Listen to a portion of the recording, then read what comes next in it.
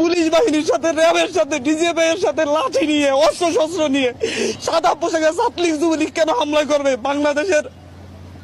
বাংলাদেশের পুলিশ বাহিনী, বিজিবি এরা কি এতটা অপদার্থ হয়ে গিয়েছে যে আপনাদের সশস্ত্র গুন্ডা বাহিনীকে লাগবে আমাদের ভাইদেরকে নিধন করার জন্য?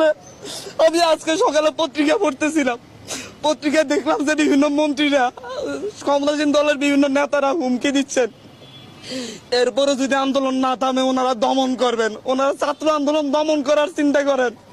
ওনারা ভুলে যাচ্ছেন 1952 সালে দমন করতে গিয়ে পাকিস্তানি হানাদাররা ব্যর্থ হয়েছে, 69-এ ব্যর্থ হয়েছে, 64-তে ব্যর্থ হয়েছে, 66-তে ব্যর্থ হয়েছে। ওনারা কিভাবে সফল হবেন?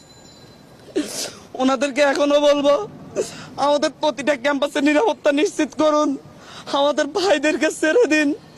আমি নিজে আতঙ্কিত। আমি এখানে এসেছি আমার জীবনের মায়া নিয়ে, আশপাশে ডিজে পাই, ডিবির লোকজন ঘুরে বেড়া করতেছে। Likey